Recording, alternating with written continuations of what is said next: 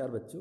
आज अपन second year में अभिज्ञान शाकुंतलम के 5वें अंक हैं, उस पर चर्चा करेंगे। 5वें अंक में जैसे ही ब्रह्मचारी जो ऋषि तपोवन से आए थे वो राजा के पास में जाते हैं और राजा का अभिवादन करते हैं कि विजयस्व राजन, महाराज आपकी जय हो। राजा सर्वान अभिवादे, सभी का अभिवादन स्वीकार करते हैं, उनको नमस्कार करते हैं। ऋषि स्तेन युजस्व, कि जो आपकी अभिलाषाएं हैं वो पूरी हो। राजा अपि निर्विघ्न तपसो मुने, जैसे ही बाहर से कोई आता है हम उनके समाचार पूछते हैं कि भाई आपकी तपस्या सकुशल चल रही है। ऋषि जवाब देते हैं कि कुतो धर्म क्रिया विघ्न है सताम रक्षितरी त्वयि तपस तप्ति धर्मांसौ कथम आविर्भविष्यति। बहुत सुंदर जवाब देते हैं ऋषि कि आप जैसे राजा के, आप जैसा चक्रवर्ती सम्राट जब पृथ्वी का शासक है, कि आप जैसे राजा के शासन करते रहने पर धर्म क्रिया विघ्न कुतः, कि धार्मिक अनुष्ठानों में, यज्ञ अनुष्ठानों में, जो पूजा पाठ आदि उनमें विघ्न कहाँ से उत्पन्न हो सकता है, विघ्न कैसे उत्पन्न हो सकता है। जैसे धर्मांशो तप्ति, कि सूर्य जब आविष्कृत होता है तो तमय कथम आविर्भविष्यति, तो अंधकार कहाँ से दिखेगा, अंधकार अपने आप समाप्त हो जाएगा।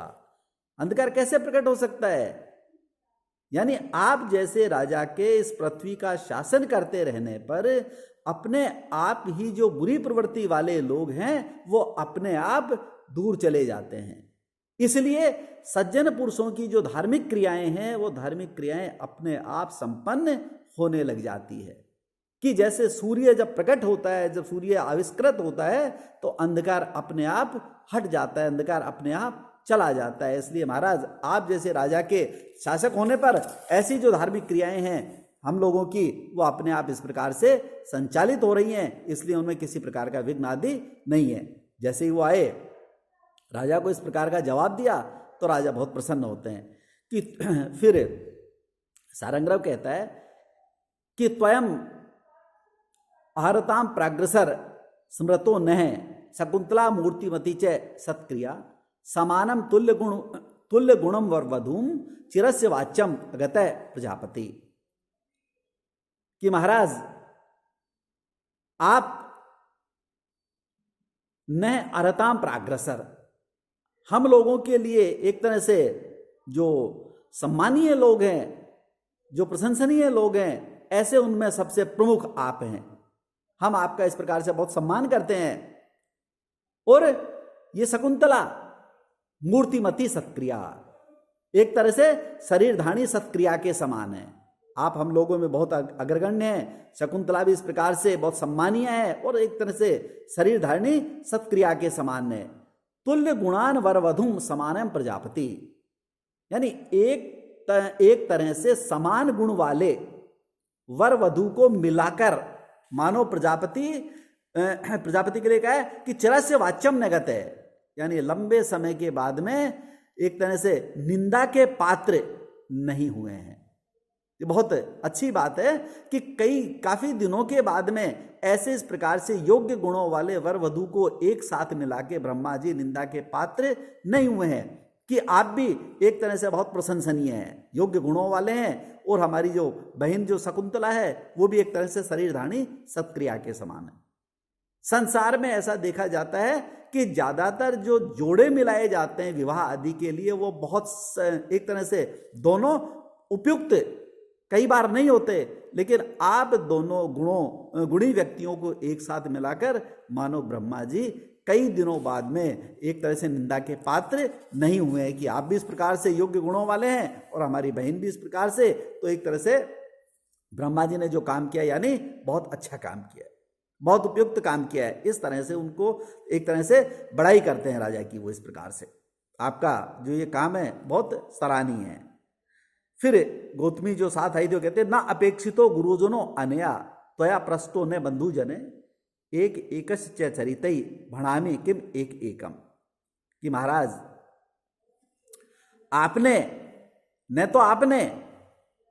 और न इसने कि अनया गुरुजन्म न अपेक्षितम, कि हमारी पुत्री जो शकुंतला है इसने भी अपने गुरुजनों से नहीं पूछा, माता पिता आदि से अनुमति नहीं ली विवाह आदि की, और न त्वया बंधु जन्म न प्रस्थ, और नहीं आपने अपने भाई बंधुओं से या किसी अन्य व्यक्ति से इस प्रकार से विवाह की अनुमति नहीं ली।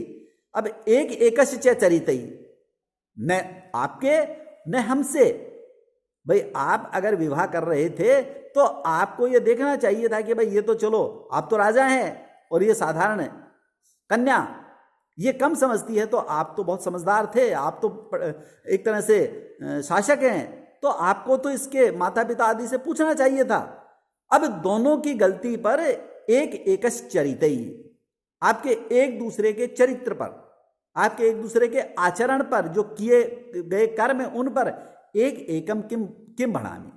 अब मैं तुम एक एक से अलग अलग क्या कहूं, इस तरह से शिकायत करती है कि भाई इसने जो काम किया वो भी गलत काम किया, कि बिना अपने माता पिता की मर्जी के और तुमसे इस प्रकार से विवाह कर लिया।